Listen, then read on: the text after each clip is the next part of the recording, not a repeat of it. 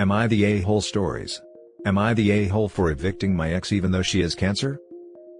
I am 24, while she is 22, and I do have the ability to legally evict her. I went to a courthouse and they decided on giving her 60 days, which is frankly a bit too much. I do think of myself as a pretty nice guy, but I'm pretty callous to people who betrayed me. She slept with another guy on New Year's Eve, and everything came downhill from there. She found that she had breast cancer around 3 weeks ago, and she says that treatment is already getting pretty expensive. Her parents live on the opposite side of the world, and so do most of her close friends. She says that she can't find a place to leave during quarantine, while having no money, and during winter. I honestly don't care about her concerns. I only have a legal obligation to let her stay, and her time is up. I'm pretty sure she's still on my property, and if she does trespass for enough time, I'll just call the county sheriff. I just floated a bit to my friends, and I guess it's spread to some of our mutual friends. They're thinking I'm the biggest a-hole ever. Evicting a woman with breast cancer with no place to stay during winter. But, they always leave the part that she made out with another dude. So, I just want to get a neutral perspective. Am I the a-hole? Now for the top comments. Not the a-hole. Your friends can take her in if they're so concerned. It sounds like they don't even live together. She's renting from OP. If that's the case, I'd just say, with everything going on right now, I just can't afford to have a non-paying tenant. Maybe I'd be more lenient if she showed she cared about me much at all, but cheaters know they run the risk of burning bridges when they cheat. That said, it sounds like you'd be more inclined to give her a place to stay, especially since she didn't do the same to you. Should I give her your number? We don't have any proof from OP that the ex missed a rent payment, or any explanation about what he's evicting her for. Per the post, the ex only said she doesn't have the money to find a new place to live, which is a different thing altogether. The costs of moving plus paying a rental deposit are often exponentially higher than the cost of 1 month's rent. I think we're missing key details here. She cheated on you and you went through legal proceedings to get her out of your life. She was given a 60-day notice, then found out she has cancer later on. A responsible adult would have already been making attempts to go elsewhere, maybe even back to her parents and close friends so she can be supported during her treatment after she found out her diagnosis. At this point, you owe her nothing. Not the a-hole. A 22-year-old is barely an adult. I think that's the point. These are barely adults in a very adult situation. I'm 22 and I promise you, if I were in her shoes, I'd be smart enough to be making arrangements to go somewhere else. Just because we're barely adults doesn't mean we don't have common sense. Not the a-hole. She should have think before she cheated on you. Having cancer or not, having enough money is not your problem. She caused it. What everyone fails to realize, regardless of the cheating, no one owes anyone anything at any point. Just because you date some for any amount of time, doesn't mean you have to float or give beyond what you want to. And I may sound callous, but I'm not just being real. This being an ex, and if this story isn't or is true, you don't have to do anything. And don't let anyone tell you or treat you otherwise. Not the a-hole, by the way. Oh, and 60 days is more than enough time to figure out at least a couch. Now for the next story. Am I the a-hole for not letting my ex-girlfriend see my child? This is a long and painful story. To start, my ex-girlfriend and I lost our son due to sudden infant death syndrome when he was 4 months old. It was traumatic and brutal, and even now I still feel that pain. My ex took it the hardest and the grief really put her in a dark place. She started drinking so much right after he died, refused to get any kind of help even when I tried to push her into going to grief counseling with me. After a year, she was a different person and I couldn't stay in the relationship anymore since she didn't accept help from anyone, and it was clear she wasn't going to change. 8 months after the breakup, I met my now fiancé. A year and a half later, we found out we were having a baby. My ex found out about it somehow and freaked. I was getting constant messages on Twitter, FB, Instagram from her calling me names, because how dare I try to replace our son. It didn't stop there, she was also harassing my fiancé. Telling her I'm not really in love with her and just using her to recreate the family I used to have with my ex. And her, fiancé, child will never replace our child. It was seriously disturbing and I had to block her, plus get her family involved. We didn't hear from her anymore. Our son is barely a year old now, and she contacted me again. This time she was apologizing for her behavior in the past. She admitted she was still hurt over me leaving her and moving on to start a family with someone else. She's asked if I could see her just once to meet my son. That was a shock to me and I had to ask why. My ex says she wants to meet our son's brother and hold him, so she can feel connected to her boy one last time. Honestly, I don't know how I'm supposed to feel about this, but it made me pretty uncomfortable. She says she only wants one meeting and won't bother us again. But with her history, my fiancé and I don't feel like we want our son to meet her at all. She's been asking us repeatedly even after I already said no, and her mom has reached out to me. My ex is very depressed right now it seems. Her mom asks if I could do her this kindness and maybe this will give her some sort of closure. It just doesn't sit right with me. Her family is pressuring me now and my ex keeps begging me to let her have this one thing. Now even my own mom thinks I'm being too paranoid and callous with her. That she's obviously grieving losing her child, and I shouldn't forget this was someone I once loved. So yes, people think we're being too cold not doing my ex this favor and I don't know if we are. Not the a-hole. Please contact her parents or someone who cares about her, she needs professional help, this state of mind is very bad. Meeting your son will probably just push her even further down the rabbit hole. This sounds like the start of a Criminal Minds episode with the ex being a serial killer that kidnaps children. I was just thinking this sounds like how baby kidnappers sometimes start. Not the a-hole.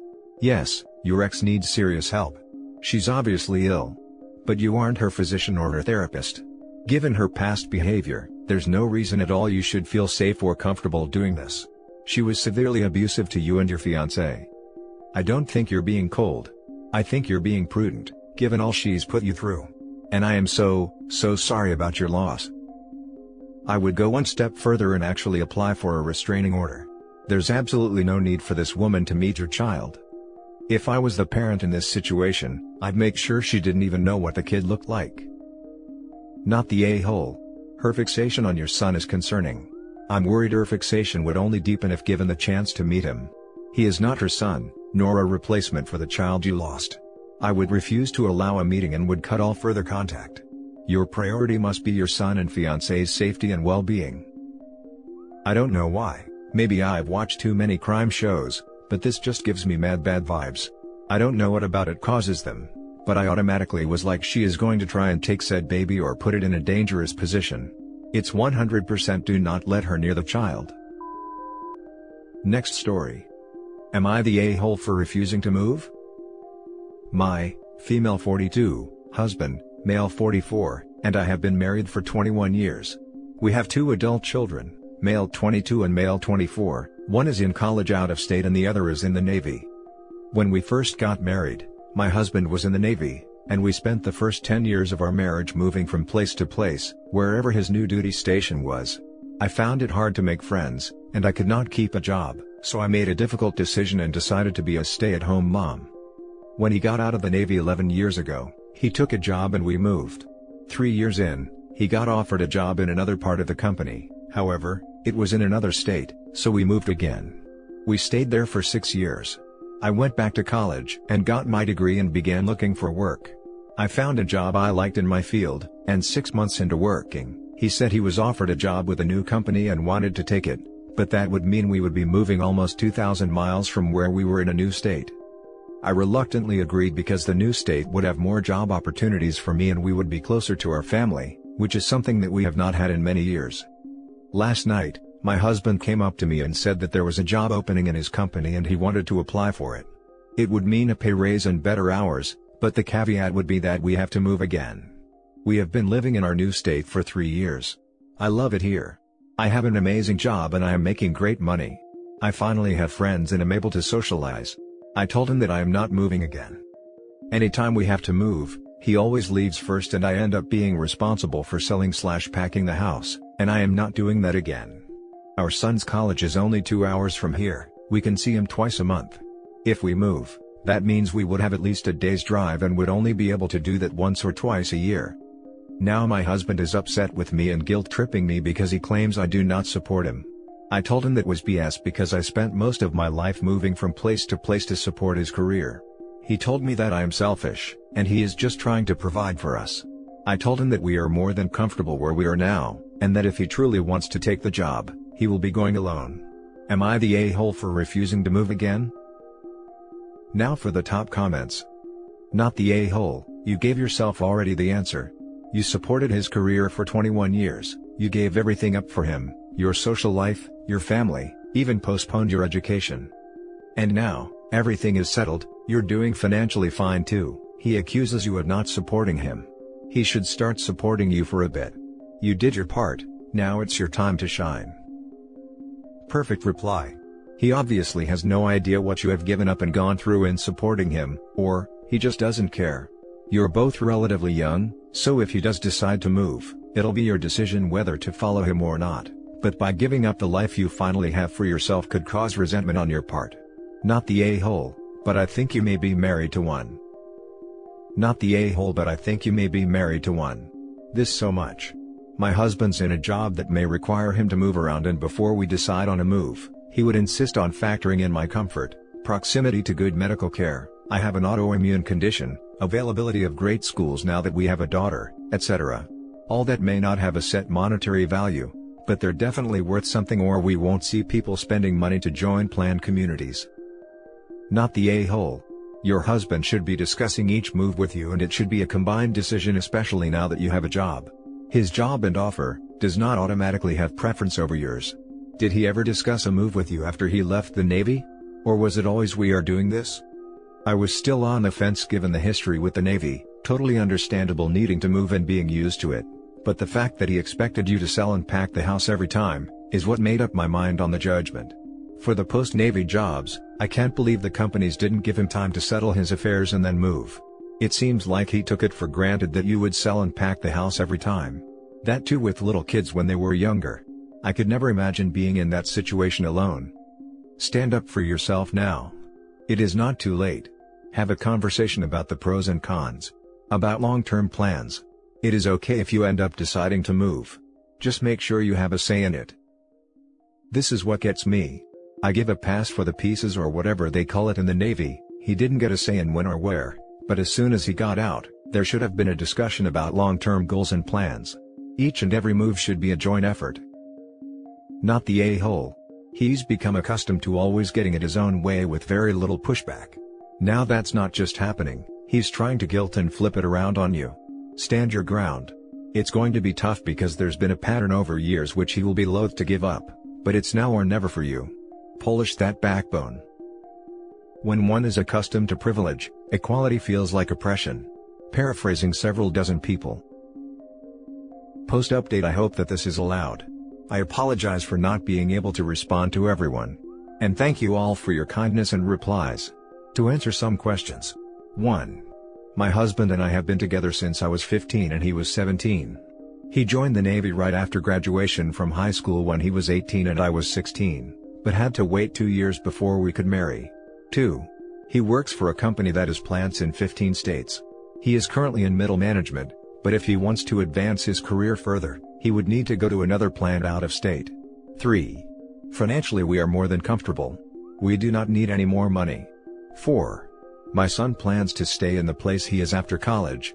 We have a great relationship with him and he comes home 1 time a month, and we see him 1 time a month. My other son comes home on leave whenever he can and stays with us. We are very close to both of the boys. 5. I talked to my husband again tonight and told him quite firmly that moving again was not an option for me. The area he wants to move has very little jobs in my field and specialty in that area, and I would need to commute more than an hour one way for a job versus the 20 minutes I have here. We are sandwiched between 2 major cities, and if we move, we would be an hour from the most major city. I would also have to take a massive pay cut and work a menial job to build a new network to find employment in my field. 6. My husband is disappointed in me for not wanting to leave. He left to stay with a friend because he needs to think. He doesn't understand why I would force him to turn down an opportunity to advance his career further. I told him to take all the time he needs, but I am not moving again. I said I would revisit the possibility when I am ready for retirement in 15 years, but no sooner. Now for the last story. Am I the a-hole if I put my son's father on child support? So, I'm a first-time mom to a wonderful little boy, too. His father and I haven't been together since before he was born. We had a falling out, and he went to jail. That's a different story though. So, in the span of 2 years my son's father has given me $600, 2 boxes of diapers, a box of wipes, and a bag of used clothes. I've always made sure my son was taken care of. I never asked or bothered him for anything unless I genuinely needed it. I told him I wanted him to start spending time with his son. He said he would take him on weekends. Well, the weekends came and he never showed. It's happened multiple times and it's jeopardized my job. I've reached out and told him that it was unacceptable to ignore his duties as a parent. He never once said that he didn't want to be part of the baby's life. If he did, then I would let that happen. Everything came to a boil this last week, when I asked him for some money to buy my son more clothes. He told me he feels like I'm spending the money on other things, and he no longer is going to give me anything. Instead, he's just going to buy whatever the baby needs and drop it off when he can. I told him I was offended that he would say that since I've given up so much for our son. I told him that by law if he didn't want to pay anything, he needed to take him 50% of the time. Well, it was his turn to take the baby and he ignored me. Went half the week without responding and then said, "I'll give you $300 and take him on weekends. I can't during work since I don't have a sitter. Stop tripping already." I will admit I was irritated with him. I responded back that that wasn't my issue. I work as well and still manage to take care of our son. You've had all week to plan things. I'm done trying to make this work with you. I'm filing with the courts, so this way there's no more issues for us.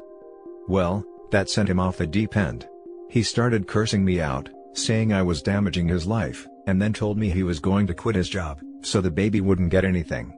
I told him to do what he felt was best, but I'm going to court. So now I'm sitting here wondering if I may have gone too far? Not the a-hole. Also, if he quits his job, that doesn't mean he won't owe child support. I knew this guy who took a huge pay cut changing jobs, purposely trying to earn less so he could pay lower child support. He was ordered to pay based off his ability to earn the higher wage. You're not doing anything to anybody. If he did what he said he would, you wouldn't have to take the legal avenue. He did this. It's his fault. I know someone who did this and got this exact response from the courts as well. Really screwed up his plan as now he was forced to give more of his take home, and it cut into his booze and bros money. Once I heard that, I cut ties with the guy. If he's going to act like that towards his own kin, then God forbid how he treats others. Not the a-hole. Child support is for your son, not for you. Please file it so that your son has a chance at receiving what he is entitled to. Clearly your ex has no interest in being a father, financially or physically. He would rather quit his job than spend time with or provide for him. That tells you everything you need to know.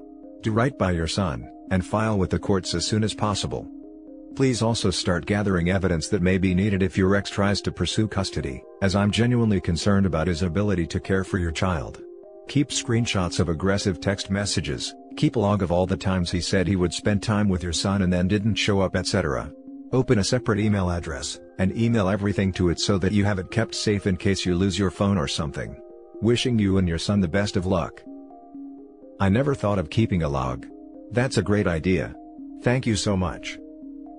Not the a-hole. Thanks for clarifying below. He's very obviously an a-hole, because he is absent and can't even be bothered to contribute the bare minimum. To be honest, you should have taken him to court a long time ago.